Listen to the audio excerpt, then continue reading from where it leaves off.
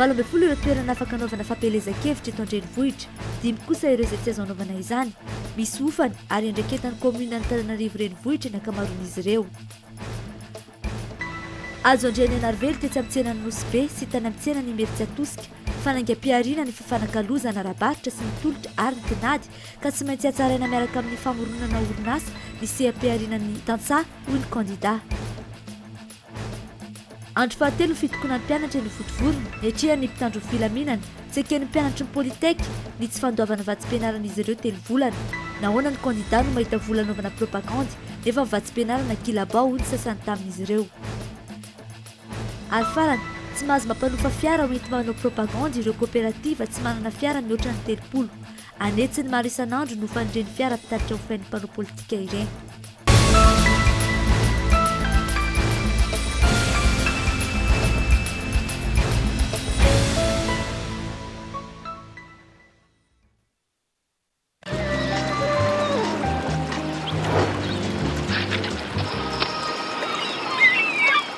Good ride andramo fa tsy ho mahatiantoka ianao. Good ride pneu tsara kalitao mampilamina ny dy mety amin'ny karazan-dalana rehetra. Goudron lalatany lalana be vatovato misy amin'ny rehefa izay ilainao. Ho an'ny fiaratsotra manomboka amin'ny 3,7 ariary. Minibus sprinter manomboka amin'ny 2,5 sy 1 ariary. Fiara vaventy manomboka amin'ny 7 sy 3 ariary. Hitanao manderana Madagasikara Antananarivo Tekno Neus Center 67 hectares.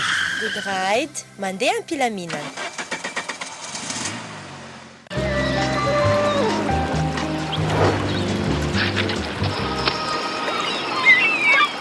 Miarahaba tomboky lasy tomboky vavy tonga sao tanatin'ny fampalalam-baovao ary manasanao anaraka izany hatramin'ny farany. Nandravy indray ny afo trano hazo miisa 30 ary trano biriky iray no indray ny rehatra io ariva io tetsin-drefanambojana ary-paraky. Tsy nisy no raisina avokoa ny ankamaroan'ny entana rehetra ho an'ireo niarambona miisa 300. Tsy nisy ny ananafoy fa nitapitrisany fahavoazana fanadiadina. Indray ny rehatra tsy nisy no raisina avokoa ireo trano hazo mifanila. Aingana dia aingana ny fiparitahan'ny afo. Maitsy nisy no raisina ihany koa ny trano vita biriky teo akaiky na dia efa nisy aza ny famonjena izay nataony ireo mponina manodidina. Tsy nahovoka firy ihany koa izy ireo.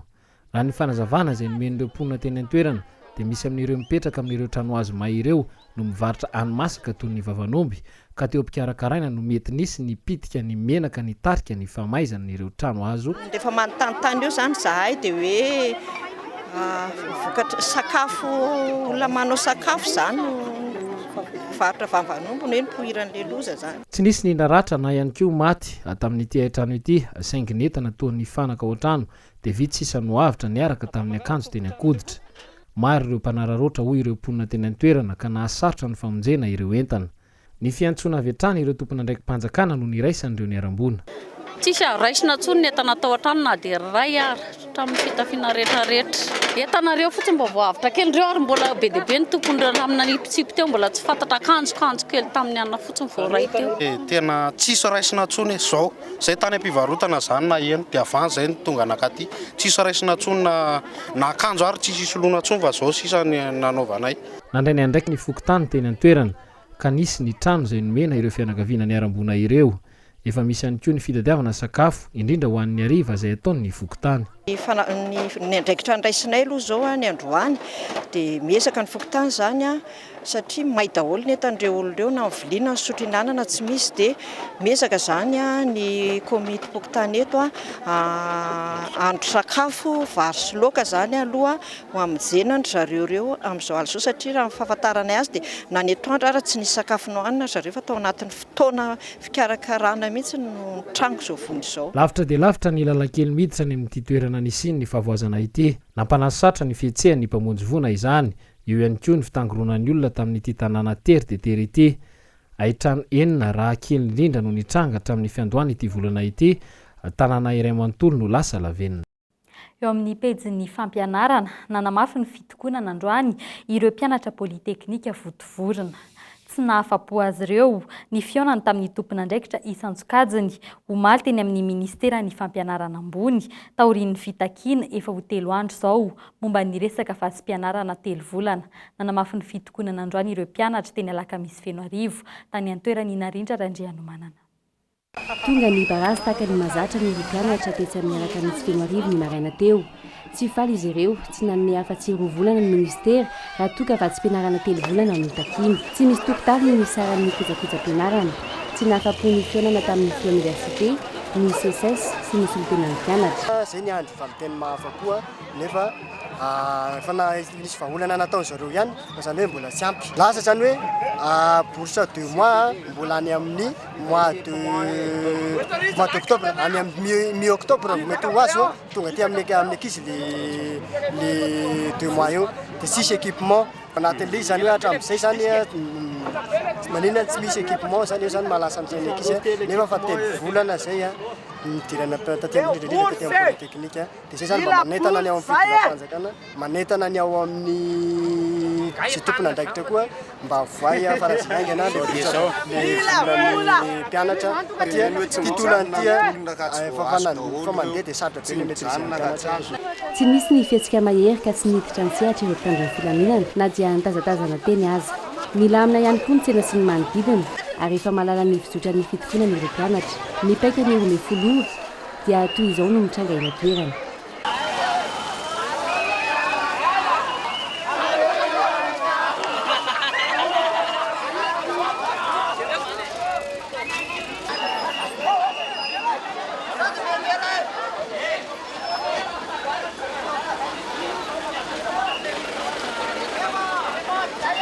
nanamafatra ny ireo mpianatra fa tsy misy ambadika politika ny hetsika nataon'izy ireo androany na mifandray amin'ny fotoana ny fampelezan-kevitra izao miandry ny famohanany vola ireo mpianatra ireto vao ampiato ny fitokonana etsy ankilan'izay somary ny avaka ny sarazon'ny mpanao gazety eto amin'ny fotovorona raha ny androany maraina ny fangaro ny fitokonan'ny mpianatra sy ireo mpanao famadihan-drazana nandalo tany toerana vahoaka tsy fankahitana mandritra ny fotoana fohy ary mifangaro amin'izy ireo ny mpitandron'ny filaminana isan'ny mampimenimeny ny reto mpianatra reto moa ny hoe ny kandida filohampirenena izay miandraikitra vola teo aloha no hita mampiasa vola be amin'ny fampelezan-kevitra nefa ny vatsim-pianaran'ny mpianatra ankila-pao hatrany tsy mbola mifarana ity fitokonana ity izay nanteran'ny mpianatra fa tsy misy resaka politika. Andro faharoa amin'ny fampelezan-kevitra manon ny fidinana ifotony eny amin'ireo vahoaka madinika ny kandida Ajo Andriananarivelo ireo tantsaha-mpamokatra sy mpivarotra teny amin'ny tsena Nosy no niona mivantana tamin'io maraina io ny tsena ivo ny fampandrosoana no fototry ny sakafo n'Antananarivo ihany koa tsy azo tsintsiniavina ny mpivarotra hoy ity kandida ny malagasy miara-miainga ity fanadihadina.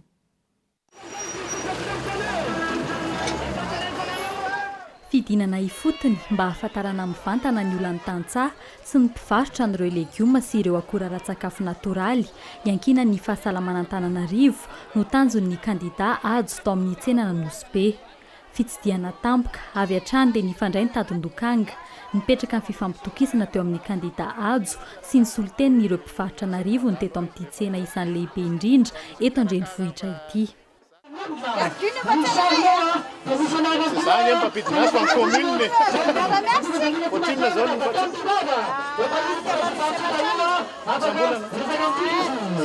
sécurité tsy ao anaty mbola mandoa sécurité amboniny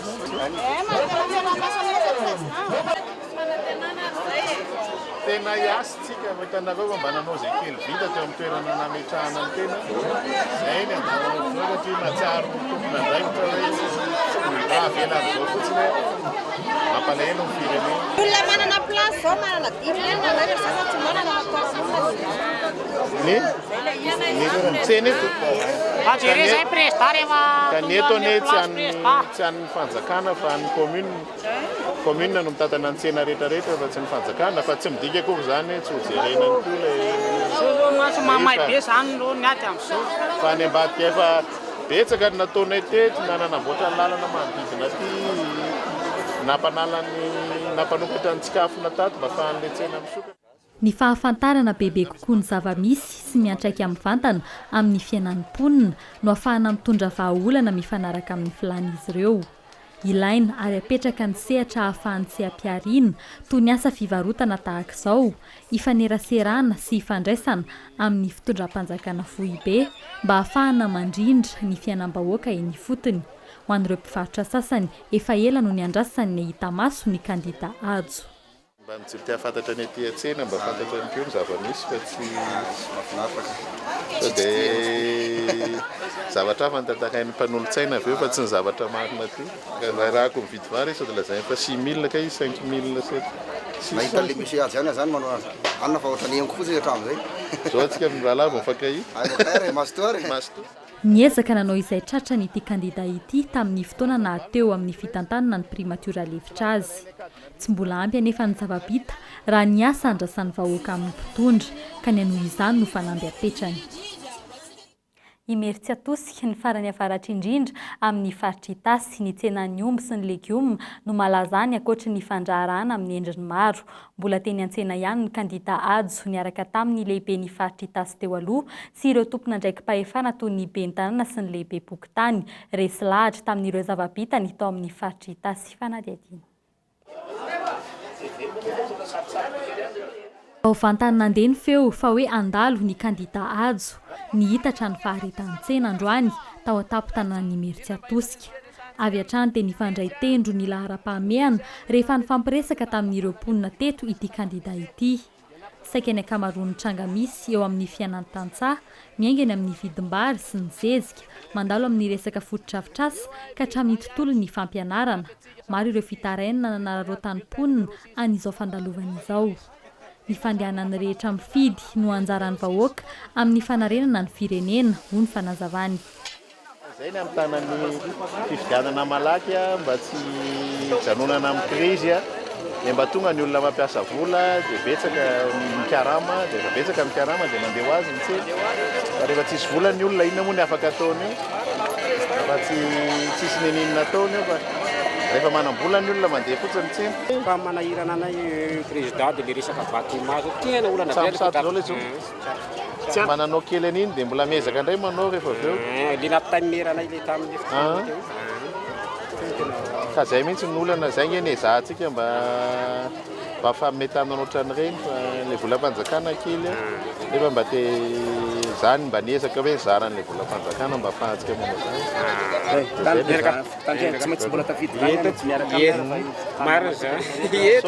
sotra natadidy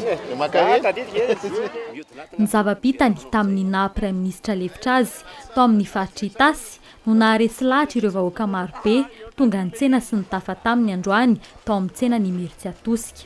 Tafita tamin'ny vahoaka ihany koa fa ny fahatsaran'ny fitantanana ny volam-bahoaka no antony ireny.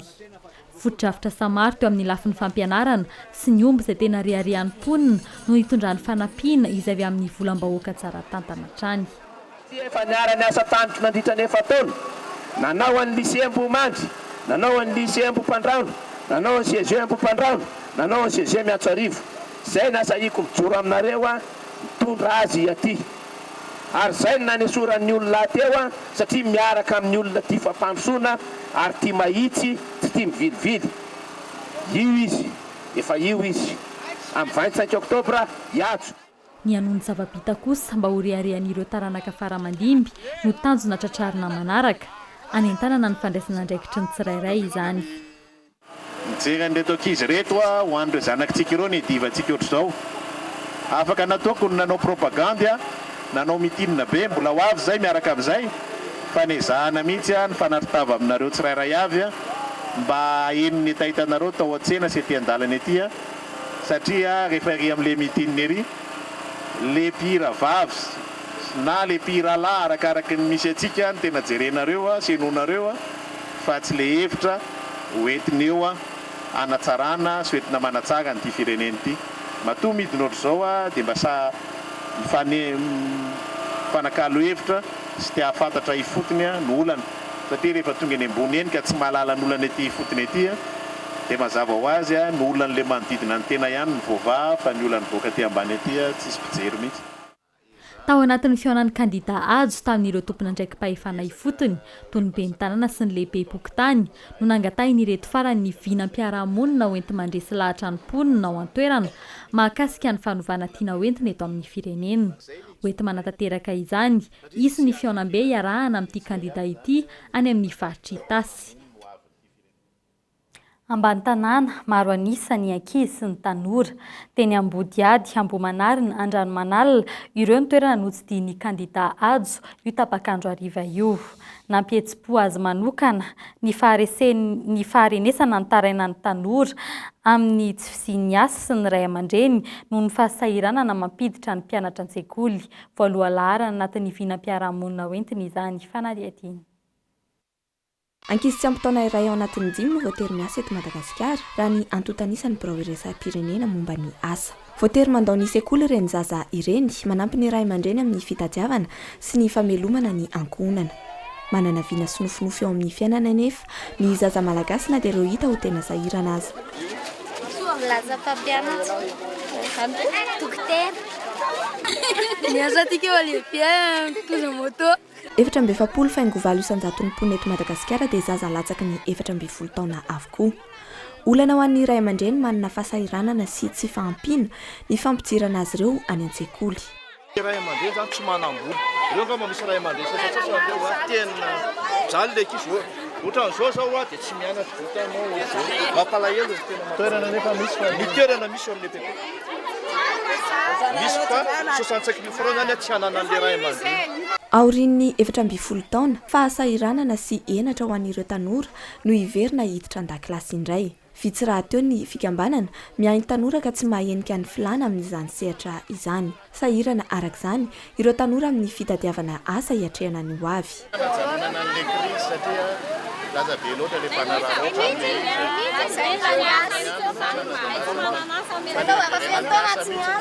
zay tena informe olona hoe lazaina amintsika hoe ny vidim-bary tsy miakatra marina zany nefa na tsy miakatra raha vidim-bary ka tsy manambola hividanana azy tsika dia mitovy ihany ankehitriny. Kilema lehibe ho an'ny Madagasikara ny fananany ta avo dia avo amin'ny tsy fahaizana mamaky teny sy manoratra. Ilana fanovana zany. Politika vaovao no atolotry ny kandidany MMM anarenany izay lafin'izay. Ny tena olana amin'izao fotoana izao samy tsapantsika ny fahasiarana ny ray aman-dreny amin'ny fidiran'ny mpianatra izao amin'ny ireo kojakoja rehetrarehetra izay miandry ny ray aman-dreny. Akoatra ny frais d'inscription izay tokony atao maimaimpona amin'izay satria betsaka ireo fianakaviana sahirana tsy mbo afaka mampiditra janany an-tsekoly. Novaliany ihany koa ny entan'ireo mponina mikasika ny famoronana asa. Atao laharam-pahamehana ny famoronana asa ho an'ny tanora hoy hiajo. Tsy ny asa ihany no miantoka ny fivelaran'ny sain'ny tanora fa eo ihany koa ny fanatanjahantena sy ny alavola isan-karazany izay tsy anjorom-bala fa tafiditra ihany koa ao anatin'ny vinam-piarahamonina ity kandidany vahoaka ity.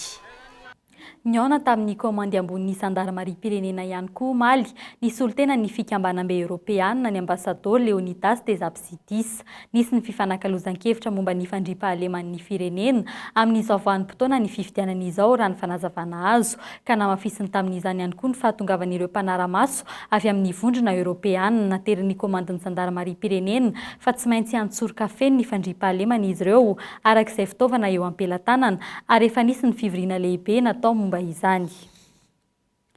Dahalo empolo ny rongo-basy ny fitaovana mahery vaika no nanafika ny komina ambanivohitra Mangataboangy ao amin'ny distrika Ambatofinandraha ny faritra Moronomania ny aliny 12 septambra farany teo. Pascalaky Rosy masy 4 telo akoatra ny basom-borona no nentin'izy ireo. Tafaverina amin'ny tompony anefa ny omby 500 nangalarin'izy ireo ary 70 ny dahalo maty ny fokon'olona izay avy hatrany tena levin'izy ireo. Fanazavany sandarmariam-pirenena momba izany. Lavina maty tamin'ny fifandonana ny 70 tamin'ireo dahalo ireo asoanan'Andriamanitra moa zany fa dia tsy nisy naratra na maty tamin'ny tany filaminana raha nisy anankiray monja ny fokon'olona no naratra tamin'io adio. Teo anatrehan'izany dia nidina toerana amin'izao fotoana izao ny lieutenant colonel Ratsimba Zafirina commandant groupement Moronomania zany mametraka amin'ny fandriam-pahalemana indrindra kadoko n'izao fifidianana izao. No anatrehan'ny fiparitandreo basy miaramila ireo ihany koa moa dia anterina zany ny fiaraha-miasa amin'ny fokon'olona ho an'izay manana vaovao na renseignement dia hoarovana tanteraka ny momba azy ampahafantaro ny mpitandro filaminana zany satria tsy azo lavina fa maro ny basy ny paritaka tamin'ireny zava-nitranga teto amin'ny firenena ireny na tamin'ny 2020 zany na tamin'ny 2020. pejy afakosa indray misedra olana ny indostria malagasy mpanao savony eto amintsika noho ny fitobaky ny savony avy any ivelany izay mora kokoa noho ny savony vokarina eto an-toerana. Ny mpanasa lamba no tena mampiasa savony raha ho an'ny eto an-drenivohitra manjifa izay mora eny an-tsena fa tsy dia mijery loatra ny kalitao. Hita ihany koa ny fiantraikany dokam-barotra fanadihadina. Tsy misy latsaky ny vidin'ny kapoakam-bary ny vidin'ny savony ankoatra ireo tetehana manokana. Betsaka ny mitobaka eny amin'ny tsena sy miparitaka eny rehetra eny. Na dia ny mpanasa lamba aza no mpividy savony be indrindra eto Antananarivo. Mitady hevitra izy ireo ary tsy misy very ny poti savony. Lasa boribory tahaka izao ny fitambarana ny savony ny fitsitsina ny tanjony. Totona dia bolabolaina boribory. Zay mpanasa lamba ihany. Ka izay mateza be. Tranga iray ihany koa miseho amin'ny andavanandrom-piainan'ny malagasy. Toditra ny avy any ivelany ny vita malagasy, rano-savony resahiny. Ny tena raharaha, maro ireo savony tsy fantatra anarana nefa miparitaka eny an-tsena.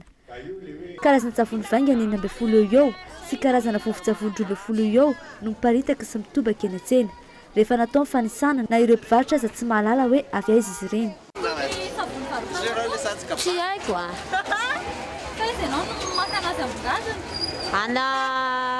Ana petite vitesse.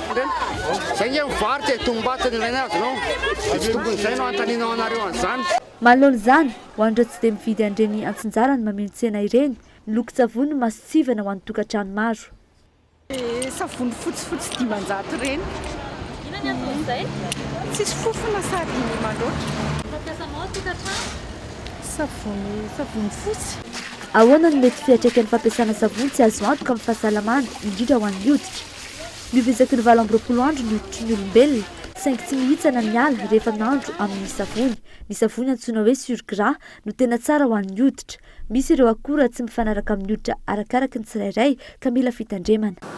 Ka ny savony feno atao hoe akora izay tsy mandalo fitiliana hoe voasoratra matetika dia hoe tsy fizanandro fitiliana mikasika ny mpikarakara ny hoditra dia mety manome aretina. Ary amin'izao zany amin'ny zazakely indrindra dia izay mpitsabo ny hoditra dia miteny hoe tokony ho savony tsy misy savony. Amin'ny teny frantsay izy hoe savon sans savon. Savony tsy misy savony fa savon sur gras ny fiteny azy. Zany hoe ao anatin'io savony sur gras io savony manome ny asan'ny savony mandio ny vatana izy fa tsy misy ny akora izay mampisy atao hoe fankididina irritation zany tena. Ny fotsiny be mpitira ny kalitao, ny mainto ny be mpanjifa noho izy ireny mora kokoa kanefa tsy mora lany. Mahalafo eo amin'ny savony 520 isan'andro eo ny mpanjinjara iray nanontanianay.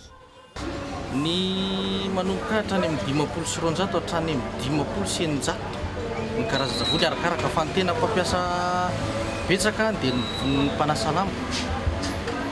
Eo amin'ny 500 sy 700 hatramin'ny 900 ny vidiny arakaraka ny habeany sy fahatezany.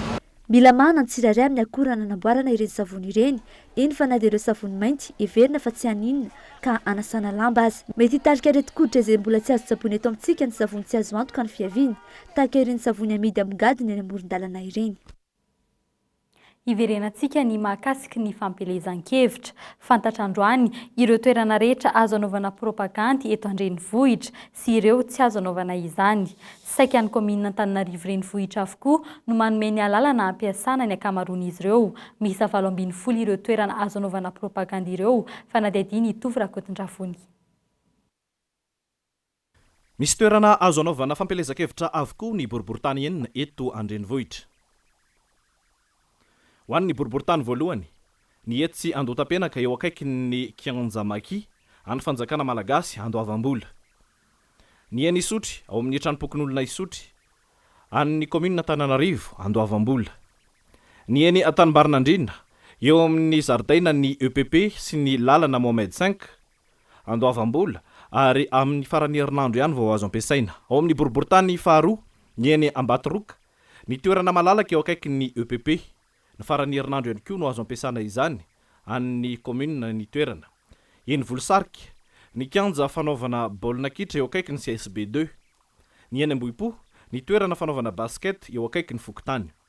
Eo amin'ny boriboritany fahatelo, ny eny Ankady tapaka avaratra, ny terrain fanaovana basket antsoina hoe Maintso Ririnina izay an'ny commune Antananarivo. Ny eny Tsaramasay, ny toerana malalaka antsoina hoe Tanymenabe mbola an'ny commune Antananarivo ihany. Ho an'ny boriboritany fahaefatra, eo ny eny Akadimaoka, toerana akaiky ny fiantsonana ny Fasan'ny Karana. Ny eny Pangabe Anjanakinfolo, toerana filalaovam-baolina.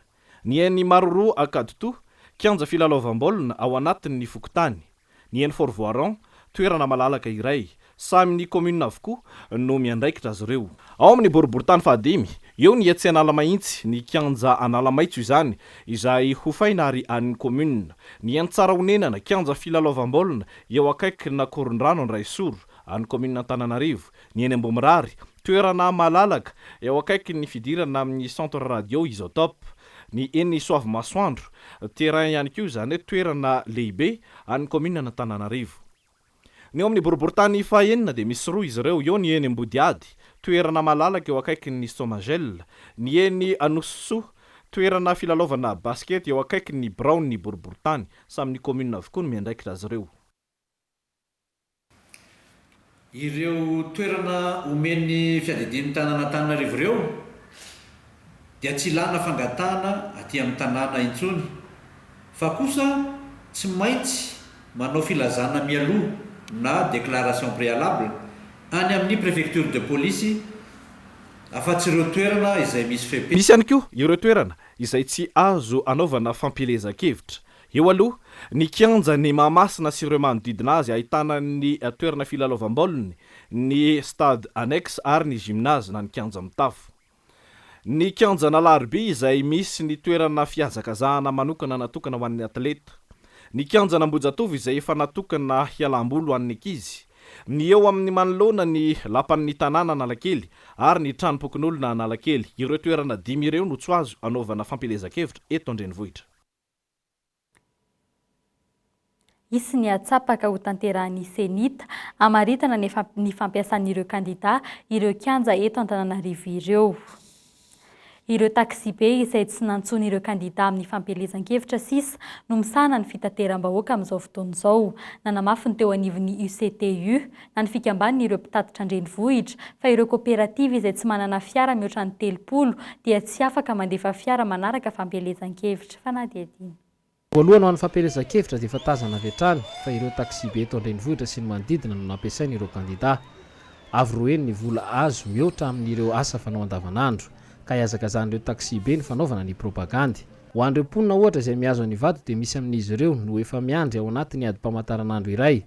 Ho azy ireo dia tsy fitsinjovana ny vahoaka avy hatrany ny fandikana izany. Takatoko ny propaganda nanomboka tamin'ny talata indrindra ka hatramin'izao tena sahirana mihitsy amin'ny fiandrasana bus ny fetivana bus ety aminay. Lasa miandry tena indraindray tena adiny iray mihitsy atsasakadiny raha kely indrindra dia lasa voatera indraindray mandeha bus indroa. Tokony hoe ny bus avela anao ny asany tsara ihany le bus dia ireo olona ireo candidat izay manao propaganda tokony manofa tomobila hafa mihitsy nisy fa tsy ny taxi be mihitsy no alaindra ireo atao satria iny fitateram-bahoaka. Le miandry bus dia efa atsasakadiny latsaka angamba izay ny andrasako teto izay mandray bus vato.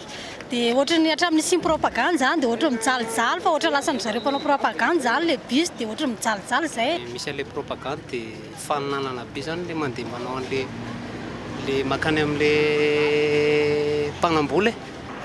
Hatramin'ny sim propaganda zany tena lasa sarotra be miandry.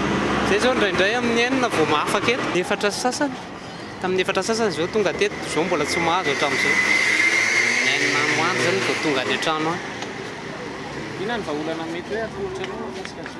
Vahaolana zany dia afaro le bus be tabe dia afaka io. Ho an'ny UCTU dia misy ihany koa ny fanaraha-masy fa iny anivon'ny kooperativa izy ireo no manatanteraka izany. Ka raha toa ka tsy ampy 30 ny fiara dia tsy tokony anao fampelezan-kevitra ireo fiara tsirairay ao anatiny izany kooperativa izany. Atkotrany rehefa talohany fivoahan'ny propaganda dia efa nidinihana izy io. Fa ny coopérative zay manana moyen manana fiara betsaka zany no mena lalana mandeha fa raha fiara vitsy ny eo aminy raha ohatra hoe latsaky ny 3 tsy afaka mandeha izy fa farafaratsiny le coopérative matanjaka ireo dia ny apatelony ny fiara fitaovana ao aminy no afaka mandeha dia mifandimby eo amin'izay fotoan'izay zany. Raha toka enina ny versement isan'andro ampitombona 3 andro dia mahatratra 7 tapitrisa ariary no azon'ireo taxi be. Fotoana fampelezan-kevitra kosa indray raha etsy ariary no azon'izy ireo dia mahatratra 12 tapitrisa ariary isam-bolana izany. Ireo tompon'andraikitra toa tsy hita be niany ihany koa izay manao ny asany vokan'ny vahoaka tsy mandady arina no mizaka ny favoazana. Mitoan'izay tsy izy ny fifamoivozana noho ny fivezivezeny ny omby-tsarety manampitrotraka ny fisokafan'ny fampelezan-kevitra. Miara-miaika nefa ny tsirairay fa fitadiavana toy ny rehetra ihany ny fitaterana amin'ny omby-tsarety Antananarivo izay iray amin'ireo renivohitra vitsy maneran-tany mbola ahitana omby-tsarety eraky ny arabe ankehitriny. Fanadidiny Fabrice Tatatsiresy. Mikarama amin'ny fotoana fasika sy vato anamboarana trano ny akamaroan'ny saretin'omby mifamezivezy eto an-drenivohitra. Mora noho ny ofan'ny fiarakodia ny ofan'ny sarety ka mahavatana kokoa ny olona manarama azy. Matanjaka ny omby ary mahavita miverimberina amin'ny fitaterana. Ny indro keliny manembatsembana fifamoivozana ary mampitohana ny lalana indraindray. Makadiry ny sarety nefa mandeha miadana ny omby mitarika azy. Mampitaraina amin'ny mpampiasa lalana io tranga io na ny mpamily fiara na ny mpandeha tongotra. Zao ny sarety sy ny omby-tsarety io zao tokony efa mba apetraka eto amin'ny tsika eto ville atao tanàn-dehibe. Efa mba tokony apetraka amin'izay ny sarety sy omby-tsarety tsy tokony mandeha aty tanàn-dehibe. Mety hisy teny hoe aizany mba hiveloman'ny olona any amin'ny firenena hafa nefa efa mba mipetraka zany misy lalàna. Eo amin'ilay saretin'omby ireo zany iny aloha zany raha malala fa samy fera fitadiavana daholo moa zany le izy fa tokony mba asiana fetrany ihany hoe na amin'ny 12 na amin'ny 12 ka hatramin'ny 12 ohatra na hoe maraina asiana ora zany le izy. Le resaka sarety koa tokony isy fomba fanarahan-dalàna atao amin'le izy fa tsy mety satria be dia be le tsy fanarahan-dalàna ataondry zareo zany. Dia le eo le resaka fandehanany mandeha mora. Eo le resaka fandikan-dalàna amin'ny lalana tsy tokony andehanana dia efa iny efa miperturbe amin'le anina circulation azy. Toy ny antom-pivelomana rehetra ihany ny fitaterana amin'ny sarety raha ny fanazavan'ny mpandroaka sarety sendranay amelomana vady aman-janaka. Efa voafaritra koa ny toerana sy ny fotoana natao ifamezivezen'izy ireo ka tsy tokony hiteraka olana amin'ny fifamoivozana tanàn-dehibe. Ny vahavay io fitsipifehezana io tatoato indrindra fa hatramin'ny fiandohan'ny taona 2024. Samy manao izay saim-patany ny tsirairay saingy miezaka amin'ny fandamina araka ny fahatsapatenany. Eo amin'ny lalana azy may lalana aloha amin'izao dia voafetra ihany satria faritehana andavamamba complexe zany tsy afaka mandeha makany. Fa andavamamba Kasmanga zany eto madinika rehetrarehetra iny ary mandana. Fa ny alina moa zay tsy voafetra zany afaka mandeha ihany nefa manakaramay amin'ny alina koa tsy misy.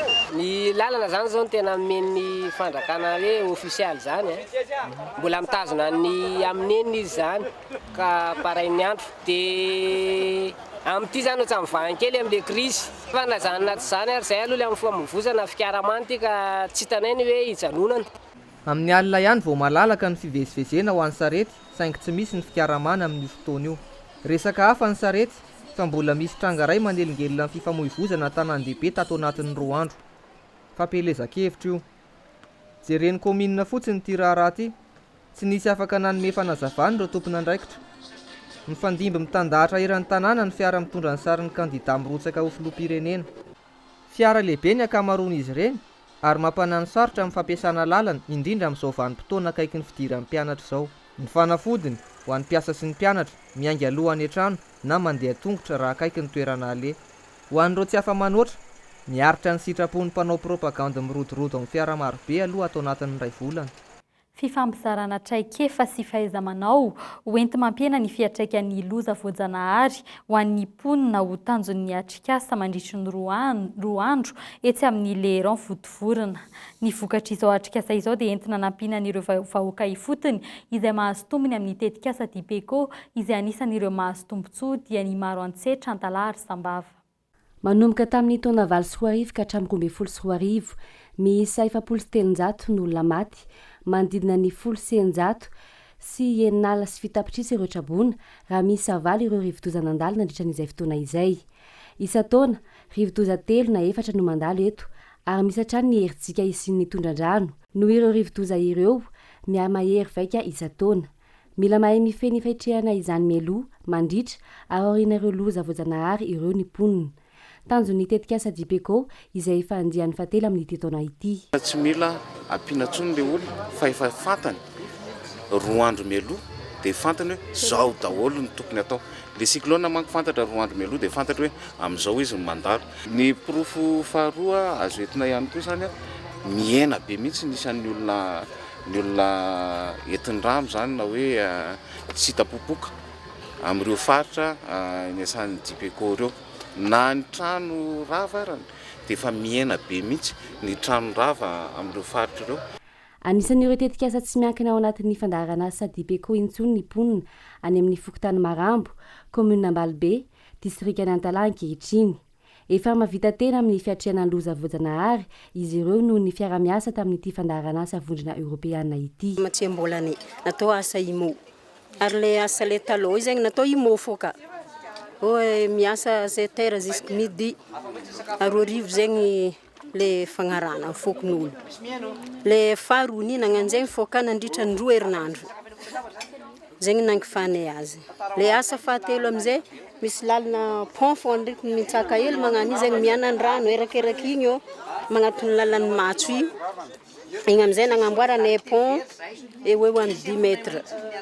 Mbola amina lalan'ny famatsembolana fô zegny nagnamboarana azy. Manoloana ny loza voajanahary dia tsy nisy ny teti-bola raikitra sy mazava ho entin'ny fanjakana amin'ny fiampianana ny loza voajanahary amin'ny alalan'ny BNGRC. Ny paikady entin'ny tompon'andraikitra mba tsy hisian'ny trabona indrindra mandritra ny rivotoza mahery vaika. Tsy hoe misy vaingambola hoe itianao fanalefahana ny loza fa ny ezahana zany mampiditra any amin'ireny le politika sektorielle reny izay le fanalefahana ny loza zay. Zay zany tena ataon'ny fanjakana. Satria raha ohatra taloha zany tsika ohatra hoe raha raisitsika ohatra hoe raha manamboatra trano zao tsika ohatra hoe taloha raha trano amina imbonana trano any be sy ny maro zany ohatra hoe raisitsika hôpitaly na sekoly reny taloha dia jerena fotsiny toerana malalaka dia apetraka le lakilasy. Fa amin'izao zany dia ezahana zany tenenina zany le mpanamboatra trano hoe safidiana toerana zay tsy ho tratran'ny rano malakilaky ary mahatohitra an'le rivotra zay misy eto amintsika eto. Ireo mpiantsehatra eo amin'ny fampianana ny loza voajanahary no nonatetsy amin'ile rano votovorona nanomboka androany ary mifarana rampitso. Mpiantsehatra eto toerana sy any amin'ny faritra no ifanakalo hevitra sitrakefa mba hanohy ny fiara-miasa amin'ny fampianana ny fiantraikan'ny loza voajanahary. Ao anatin'ny fankalazana ny 10 taonan'ny orinasa serasera Orange Madagasikara dia mitony fizarana valisoa an'ireo mpanjifa mahafatra-po. Androany tetsy amin'ny Ibisakorondrano ny fizarana loka ho an'ireo nandray anjara tamin'ny échange point cadeau ka isanokavana indrindra nosaraina tamin'izany ny billet d'avion Antananarivo Shanghai Antananarivo. Eo amin'ny pejy fanatanjahantena Rakalsi Jocelyn ho an'ny lehilahy ary Ildisy Fanja ny vehivavy ireo ny tompon-dakana Analamanga eo amin'ny tsipika Kanety be ho an'ny olona manana fahasembanana ara-batana izay toto-saina tetsy amin'ny Mahamasina ny faran'ny herinandro lasa teo. Izy ireo ihany koa no isolo-teny eo amin'ireo taranja amin'ny fiadiany ho tompon-dakany Madagasikara izay atao ny 7 sy ny 9 septambra ho avy izao. Fanatetiana miaraka amin'ny Maritsona. Miatrika ny fiadiana ny tompon-dakany Madagasikara ireo latsaka ny 12 taona eto Madagasikara ho an'ny zazalahy ankehitriny. Ka ny ekipan'ny Asfadeo ny fandona tamin'ny tana formation tetsy amin'ny kianjabeany Mahamasina sabotsy lasa teo. Niondrika teo anatrehany ety voalohany tamin'ny isa 3 no tsy misy ny tana formation ary mitondra an'izy ireo makany amin'ny dingana manaraka indray izay fananana izay. Mbola misavorovoro ankehitriny ny resaka momba ity alataona eto Madagasikara ity ary tsy nandrenesa-peo firy ny teny anivon'ny fédération malagasy tsy eto toerana ihany koa sy ny secrétaire général ny fédération. Andrasantsika ny fanapahan-kevitra ho raisin'izy ireo amin'izao alataona misy amin'ny fananana eto Madagasikara ity tokony apetraka tsara ny fitsipika mazava ho an'ny fananana eto Madagasikara satria tsy ny baolina kitra ihany no misy izay alataona izay fa ny karazam-panatanjahantena misy eto Madagasikara dia saika zary manaratsy endrika ny fananana iraisam-pirenena misy eto amintsika ka mahatonga atsika ho latsaka avy hatrany eo amin'izay sehatra iraisam-pirenena izay satria dia efa manana ny fitiliana ireny taona ireny ny any ampitan-dranomasina amin'izao fotoana izao. Mbola lafo dia lafo izany ho an'ny federasiona malagasy misy eto amintsika. Antenana sinona fa dia anaja tsara tompona andraikitra ny kluba ray sy ny mpanazatra ihany koa mba isorohana ny toe-javatra nisy hatramin'izay ka hatramin'izao. Ary azo ialana tsara izay rehetra izay amin'ity fananana ity satria dia be dia be ireo manao fitarainana amin'izao fotoana izao ka mahatonga ny club avy hatrany ho raraka eo amin'izay fiadina ny tompon-dakany Madagasikara eo amin'izay latsaka ny 15 taona izay. Maro sy tsy ampozina ny zavatra mety hitranga rehefa mivantana amin'ny fahitalavitra tahaka izao. Tsy fantatra mazava izay nitranga tamin'ny fahitalavitra frantsay iray omaly namerina ny feon-gazety sy ny fanazavana efa nataony 13 septambra ny mpanao gazety iray. Alzheimer tonga loloatra hoy ireo namany niaraka taminy teo amin'ny plateau omaly sady nampiomeny navarina ity fahadisoana ny tranga ity. Zava-misy isan'ny malaza ao Frantsao santionany amin'ny hirampira iray atao hoe Babs sy ny fivoahany alboma iray vaovao no nambarany miaraka amin'ny kisarisary nanehoany azy. Olana kely ny vaovao sy ny sary efa nentin'ny omaly io ihany no nasehony ity. Efa nentina omaly izany hoy Brice Toussaint iray amin'ireo namany teo amin'ny plateau ary dia nivadika fihomehezana teo ilay zava-misy. Ilay mpanao gazety izay sady hita fa fanina no tsy nadadidiny vaovao nambarany omaly. Tsy maintsy navadika zavatra fa niresaka zavatra fa vaovao tsy nomanina najanona vetivety mihitsy ny fandaharana matinalina tao amin'ity fahitalavitra isan'ny sangany amin'ny fampahalaam-baovao ity. Tapitra ny fampahalalam-baovao tomboky lasy tomboky vavy isaorainao nanaraka izany hatramin'ny farany ny sampana fampahalalam-baovao mamy fotoananao indray rahampitso amin'ny iray ora atoandro. Ny tena kosa mimetraka ny veloma ho amin'ny rahampitso tahaka izao veloma